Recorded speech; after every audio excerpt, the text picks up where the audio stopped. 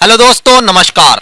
मैं आपका अपना भाई शाहिम हसन और लगभग 12:30 बज रहे हैं और आज मैं थोड़ा सा घर से लेट चला था। बाइक से चला था, लेकिन जैसे ही बस स्टैंड पर पहुंचा तो मुझे लगा कि बाइक की सर्विस किए हुए काफ़ी दिन हो गए हैं, तो मैंने बाइक सर्विस के लिए दे दी और हमारे एक साथी हैं, उनकी कार में बैठ करके मुजफ्फरनगर में आ गया। और उसके बाद मुझे साथ में राजू को लेना था घर से, तो मैंने ई रिक्शा करने के लिए 2-3 रिक्शा वालों को आवाज़ दी और रिक्शा वालों ने 2-3 ने तो उधर जाने से इनकार कर दिया, जैसा कि होता है। मैंने भाई से बात की जो मेरे साथ में बैठे हुए हैं। मैंने कहा जी मुझे ऐसे ऐसे मंडी जाना है, वहाँ से राजू को ऐसे लेना है अपने साथी को, और उसके बाद मुझे डीएम ऑफिस पे धरना चल रहा है, वहाँ पर कवरेज के लिए जाना है। तो वही जो बार्गेनिंग होती है 40-50, उसके बाद हम चल दिए। तो जहाँ राजू के घर के पास हम रुके तो ये कुछ हाथ में दवाइयाँ लिए हुए थे।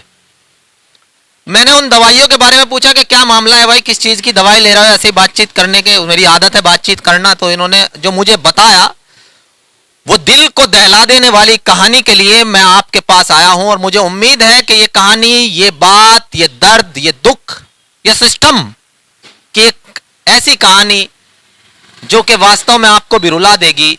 आप जरूर सुनेंगे और एंड तक सुनेंगे और इसे शेयर भी करेंगे। मैं आपसे दोस्तों आज पहली बार रिक्वेस्ट कर रहा हूं कि इसे जरूर सुने और सुनने के बाद इसे शेयर भी करें। कहानी क्या थी वो तो हम पूरी इनसे ही जानेंगे, लेकिन आपको बता दूं कि एक रोड की लगातार मैं आवाज उठा रहा हूं।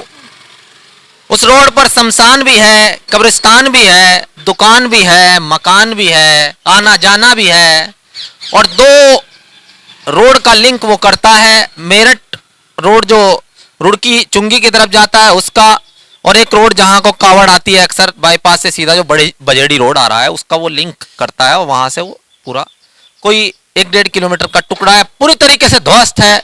उसकी मैं लगातार, वहां पर पानी भरा हुआ है, शमशान के सामने से सारा वो टूटा हुआ है।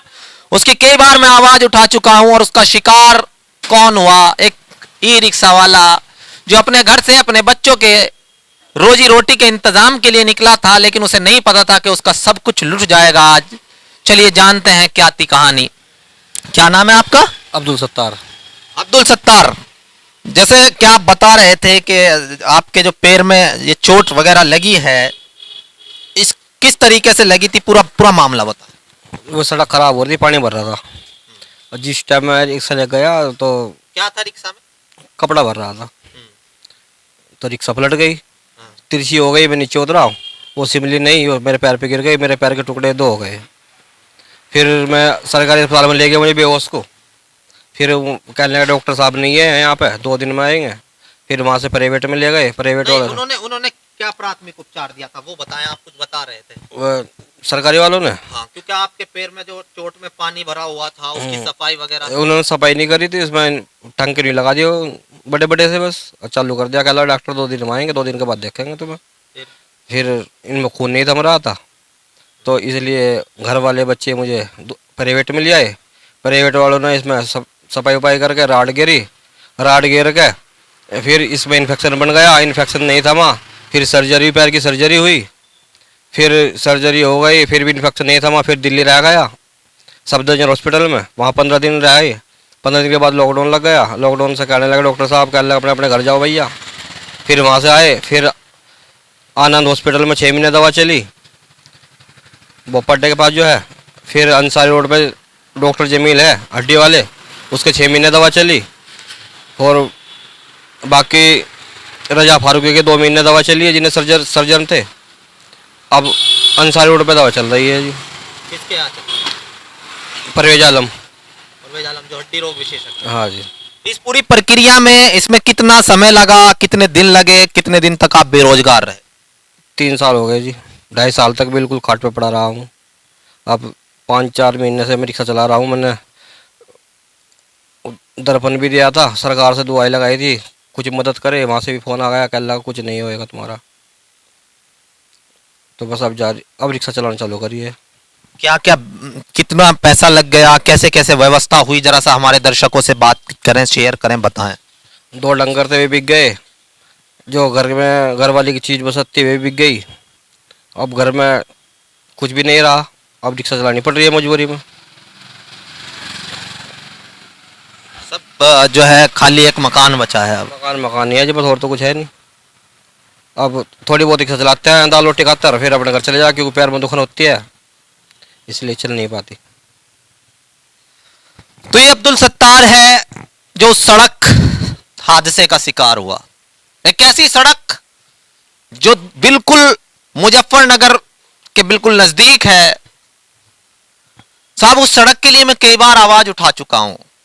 सांसद भी है, एमपी भी है, राज्य मंत्री भी है, ग्राम प्रधान भी है, नगर पालिका अध्यक्ष भी है, सभासद भी है। साहब फिल्में देखते हैं हम साहब, उसमें सिस्टम के खिलाफ आवाज उठाई जाती है। एक इरफान खान की फिल्म आई थी जिसमें उसका बेटा पुल के नीचे दब के मर जाता है। उसके बाद वो उन सबको, ठेकेदार को, मंत्री को और उन सभी को इकट्ठा करता है, फिर वो मीडिया के माध्यम से आवाज पहुंचाता है। तो हम बड़ी तालियां बजाते हैं साहब, बड़ी तालियां साहब हम बजाते हैं। नाना पाटेकर जब कहता है अच्छा है, अच्छा है, अब ये लोग तमाशा देखेंगे, घर को चले जाएंगे, साहब बड़ी तालियां बजाते हैं, वीडियो शेयर करते हैं। साहब ये सब हमारी आपकी कमी की वजह से है। धर्म और जाति में बट गए साहब। अब्दुल सत्तार जैसे के ऊपर रिक्शा गिरता है, गिर जाए। कोई गरीब रामफल मरता है, मर जाए। सड़क नहीं बन रही है, पानी भरा हुआ है, ना बने। नहीं साहब, हमें कोई मतलब नहीं है साहब। इधर हो जाए राजू, पीछे से गाड़ी आ रही है। हमें कोई मतलब नहीं है साहब। हमें तो अपनी जाति, धर्म, अपना मजहब बचाना है साहब। किसी के साथ में कितना बड़ा हादसा है, अब किसको हम दोष दें? मैं 3 बार उस सड़क के लिए वीडियो बना चुका। शमशान के आगे उस सड़क पर अंत्येष्टि के लिए जाने वाले मुर्दे गिर जाते हैं साहब। लेकिन हमें क्या मतलब साहब, हमें तो अपने जाति धर्म में उलझे रहना है साहब। बड़े भाषण तो बड़े बड़े हम भी देते हैं जब चुनाव आता है, फला पार्टी ऐसी है, फला पार्टी ऐसी है। लेकिन ना तो हम किसी के खिलाफ एप्लीकेशन लगा सकते हैं, ना हम अपने अंदर झांक के देखते हैं। अब्दुल सत्तार जैसा बर्बाद हुआ फिर रहा है, जिसके डंगर बिक गए, जिसके घर के पशु बिक गए, जिसके बीवी की चीजें बिकने के बाद वो सारा बर्बाद हो गया। उसे सरकार से कोई मदद मिली या नहीं मिली, उसको मुआवजा मिला या नहीं मिला, उसको किसने सरकारी हॉस्पिटल में, और सरकारी हॉस्पिटल में बस टांके भर दिए, कह दिया कि चले जाओ, इन्फेक्शन होता है हो जाए।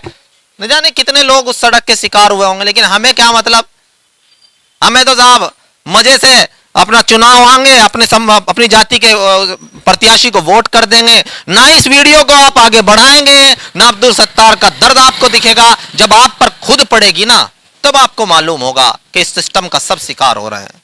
मैं जानता हूं कि मेरी ये बेबाकी, मेरी ये सिस्टम पर प्रहार करना मुझे एक ना एक दिन नुकसान दे सकता है। लेकिन कोई चिंता नहीं है साहब, आज हैं कल चले जाएंगे। जिंदगी के बाद मौत का एक नितांत सत्य है, मुझे कोई डर नहीं है।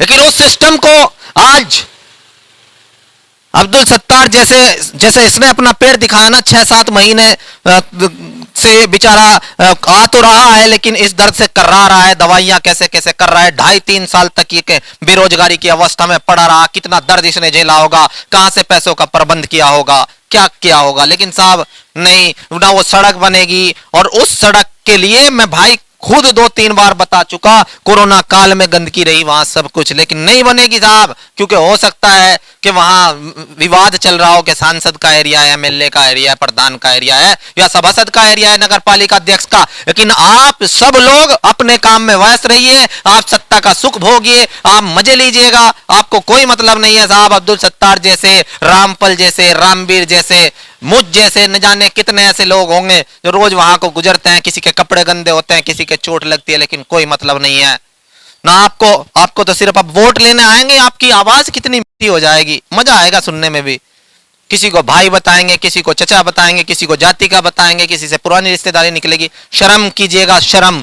और आप लोग भी शर्म कीजिएगा। दर्शकों कम से कम इसे बढ़ाइएगा, और कुछ ऐसा लिख करके बढ़ाइएगा जो सिस्टम पर, ये जो सिस्टम के प्रहरी बने हुए ना, ये जो अधिकारी, ये जो नेता, इनके कानों तक ये आवाज पहुंचे। मुझे लगा कि इसकी आवाज आप तक पहुंचानी चाहिए, मैं पहुंचा रहा हूं। अब आपका फर्ज बनता है कि आप इसे कितना आगे बढ़ाएंगे।